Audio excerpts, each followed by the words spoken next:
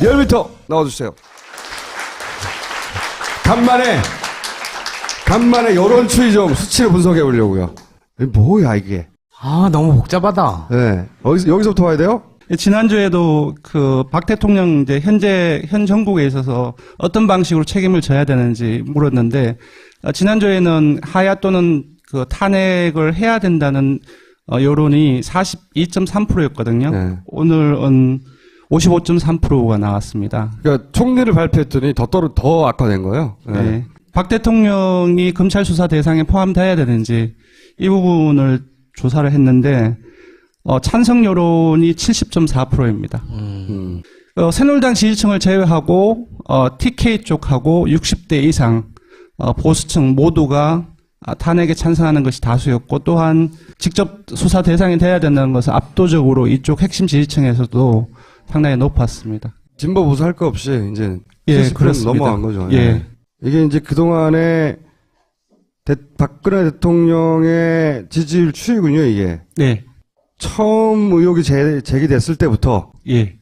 그 언론에 그 타격이 있었는데, 첫 번째는 한겨레입니다. 한겨레 9월 20일에, 우리 이제 추석 연휴 갔다 와서 화요일이었습니다. 네. 그때 미르 K스포츠 재단 재단 의혹 부분들이 한겨레에서 터뜨렸습니다. 네. 그게 첫 번째고 10월 14일에 CBS 노컷 뉴스가 있었습니다. 네. 딸 2대 의혹이었습니다. 네, 요거. 예, 그러면서 그게 주말을 지나면서 10월 3주차에 28.5% 떨어졌고요. 네. 마지막에는 다 아실 겁니다. JTBC 뉴스룸에서 10월 24일 날 저녁에 연설문 유출 및 첨삭 의혹 부분들이 마지막 사과하게 되고 이제 넘어가는 거죠. 카운트 블러였고요. 전체 평균을 내면 10.9%까지 떨어졌는데요. 네. 어떤 조사에서는 한 자리 떨어진 것도 있었죠. 예, 내일신문 조사에서는 9%대로 떨어졌는데, 사실상 지금 10%, 9% 이거는 사실 의미가 없다고 생각이 듭니다. 이걸 보시면 됩니다. 이게 지금보다 핵심 지지층을 모아놨습니다. TK도 이렇게 떨어졌고, 예. 네. PK도 이렇게 떨어졌고, 예. PK, 60대도 이렇게. 예. 24일에 JTBC 방송 있고 난 다음에 25일에 대국민 사과 성명이 있었지 않습니까? 사과 성명이 사실 결정적이죠. 예. 맞습니다. 그럼 다 일치합니다. 60대는 박근혜 정부가 들어서고 난 이후에 저렇게 일종의 어느 한 시점에서 처음으로 저 현상이 나타났고요. 60대 이상에서. 보수도 그렇고. 보수도 동일한 시점입니다. 25일입니다. 아, 새누리당 새누리당 지지층은 좀 다르게 봐야 됩니다. 60대 이상과 보수층과는 다르게 코어 지지층. 국정수행 잘함, 긍정평가가 43.8, 국정수행 잘못함, 부정평가가 48.2 이제 벌어지기 시작하고 있습니다. 골수 새누리당 층에서도 벌이기 시작한 거네요. 예, 네. 맞습니다. 좀 와해라는 표현을 써도 될 정도의 그 지지층의 상황이 아닌가 이제 그렇게 보입니다. 국민의당이 이렇게 올라왔고, 네. 새누리당은 최근에 이렇게 쭉 해가지고 20%까지 내려왔어요? 국민의당이 18.5%가 됐고요. 그러니까 국민의당과 새누리당이 지금 뒤집어질 판이네요. 2%포인트 정도밖에 차이가 나지 않습니다. 민주당은 이제 계속 강세를 보이고 있고요. 지금 새누리당이 10% 빠진 거거든요. 10% 거의. 네.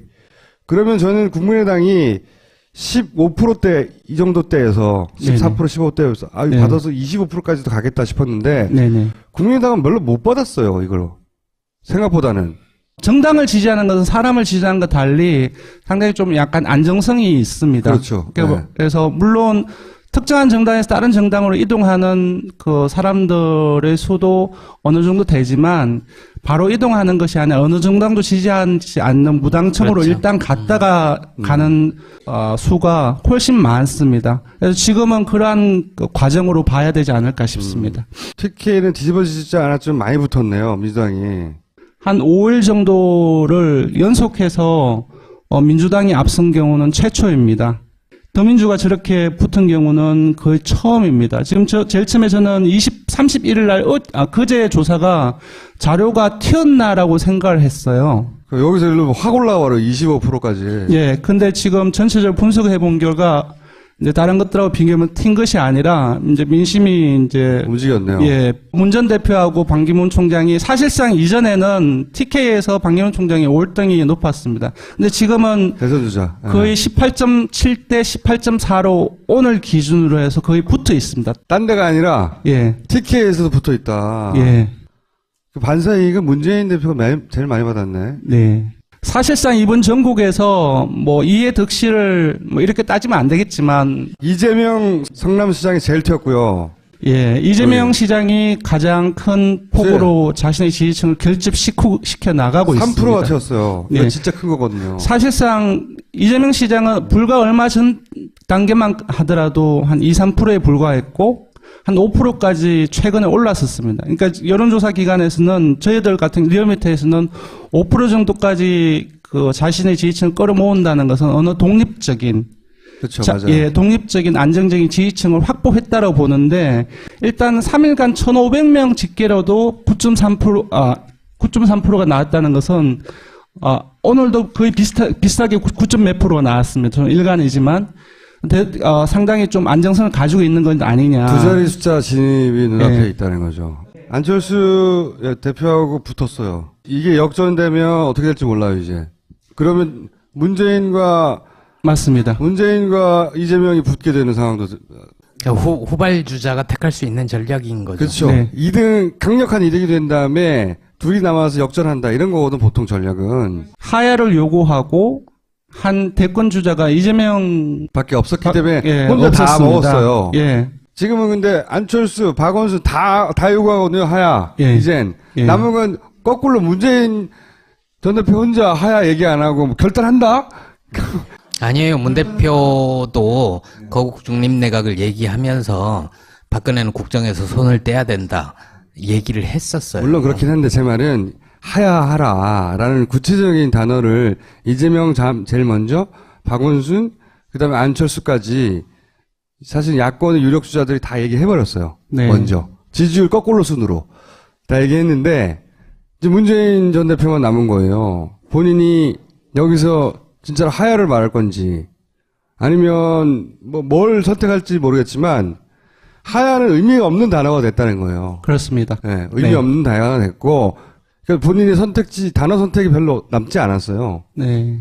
이게 그 다음에 무슨 메시지를 던지냐면 본인이 가지고 있는 지지율의 크기만큼 보통 느리게 움직이거든요. 네, 맞습니다. 네. 네. 그래서 문재인 대표만 남았는데 뭐라고 할지 그 메시지가 뭐냐에 따라 훅 올라갈 수도 있고 맞습니다. 예. 훅 떨어질 수도 있어요.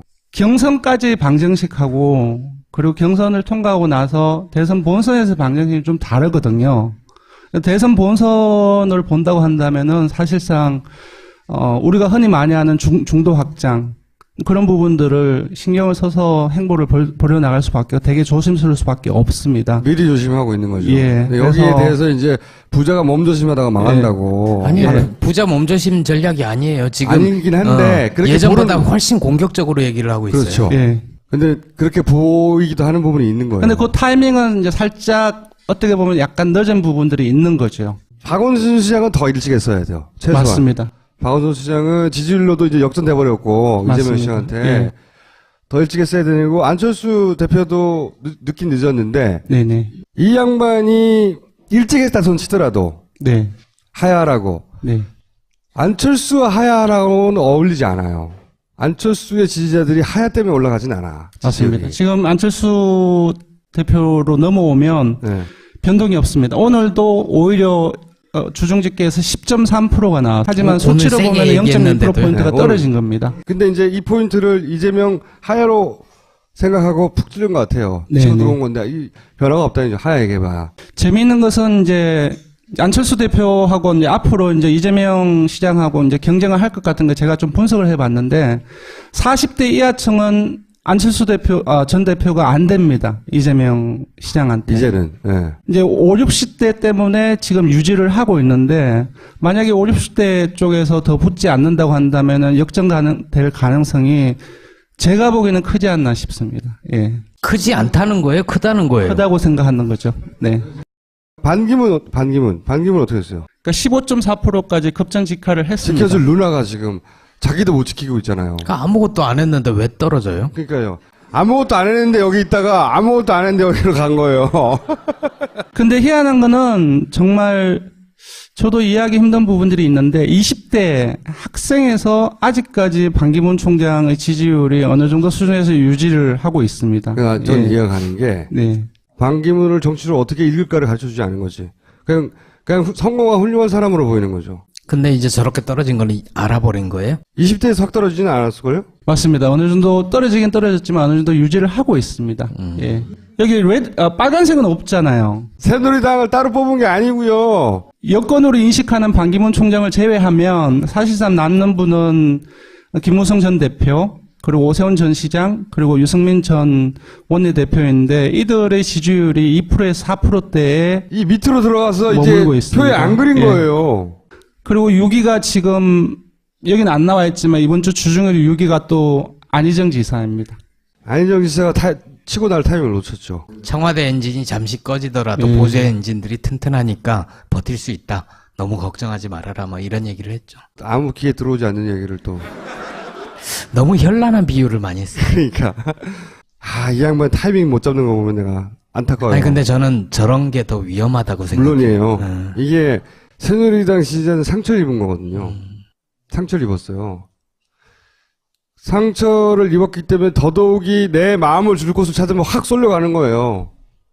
지금은 줄 곳이 없는 거일 뿐이지 누군가가 나에게 저 사람한테 마음을 주어야 되겠다 싶으면 확 일치단결해서 몰려가서 역시 내가 옳았었어 라고 생각해 만드는 사람이 생기면 더 강한 결집력이 생기죠. 오늘 여기까지 할까요? 네. 알겠습니다. 오늘 감사합니다.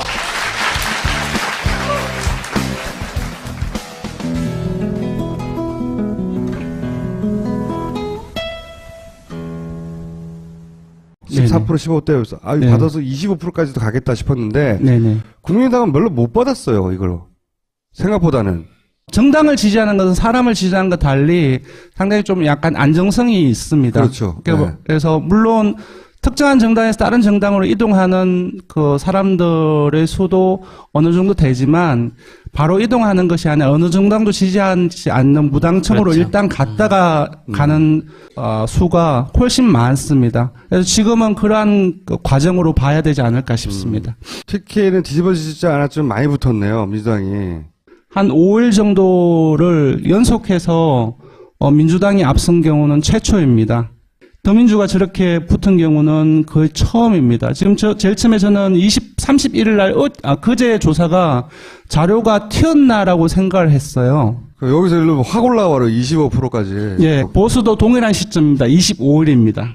새누리당 골수지. 새누리당 지지층은 좀 다르게 봐야 됩니다. 60대 이상과 보수층과는 다르게 코어 지지층. 국정수행 잘함, 긍정평가가 43.8, 국정수행 잘못함, 부정평가가 48.2 이제 벌어지기 시작하고 있습니다. 골수 새누리당 층에서도 버리기 시작한 거네요. 예, 맞습니다. 좀 와해라는 표현을 써도 될 정도의 그 지지층의 상황이 아닌가 이제 그렇게 보입니다. 국민의당이 이렇게 올라왔고 네. 새누리당은 최근에 이렇게 쭉 해가지고 20%까지 내려왔어요? 국민의당이 18.5%가 됐고요. 이게 국민의당과 새누리당이 지금 뒤집어질 판이네요.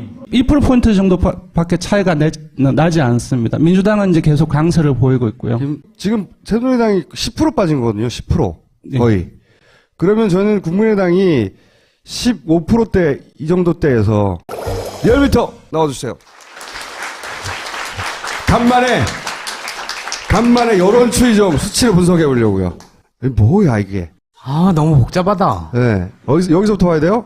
지난주에도 그 박 대통령 이제 현 정국에 있어서 어떤 방식으로 책임을 져야 되는지 물었는데 지난주에는 하야 또는 그 탄핵을 해야 된다는 여론이 42.3%였거든요. 네. 오늘은 55.3%가 나왔습니다. 그러니까 총리를 발표했더니 더 악화된 거예요. 네. 네. 박 대통령이 검찰 수사 대상에 포함돼야 되는지 이 부분을 조사를 했는데 찬성 여론이 70.4%입니다.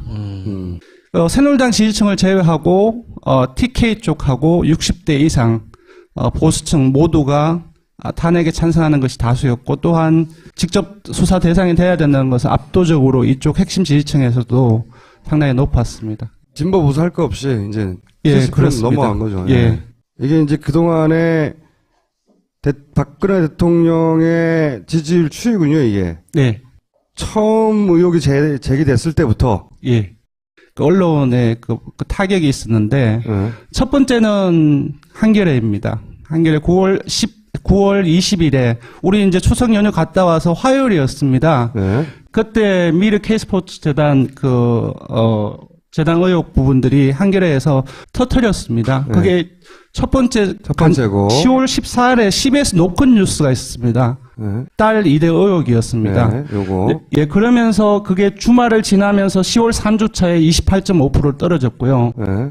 마지막에는 다 아실 겁니다. JTBC 뉴스룸에서 10월 24일 날 저녁에 연설문 나오는 유출 및 첨삭 의혹 부분들이 그러면 마지막 사과하게 되고 이제 넘어가는 거죠. 카운트 네. 블러였고요. 전체 평균을 내면 10.9%까지 떨어졌는데요. 네. 어떤 조사에서는 한 자리 떨어진 것도 있었죠. 예, 내일신문 조사에서는 9%대로 떨어졌는데 사실상 지금 10%, 9% 이거는 사실상 의미가 없다고 생각이 듭니다. 이걸 보시면 이게 전부 다 핵심 지지층을 모아놨습니다. TK도 이렇게 떨어졌고, 예. 네. PK도 이렇게 떨어졌고, 예, PK, 예. 60대도 이렇게. 예. 24일에 JTBC 방송 있고 난 다음에 25일에 대국민 사과 성명이 있었지 않습니까? 사과 성명이 사실 결정적이죠. 예. 맞습니다. 그럼 다 일치합니다. 60대는 박근혜 정부가 들어서고 난 이후에 저렇게 일종의 골든 어느 한 크로스? 시점에서 어느 한 처음으로 저 현상이 나타났고요. 60대 이상에서. 보수도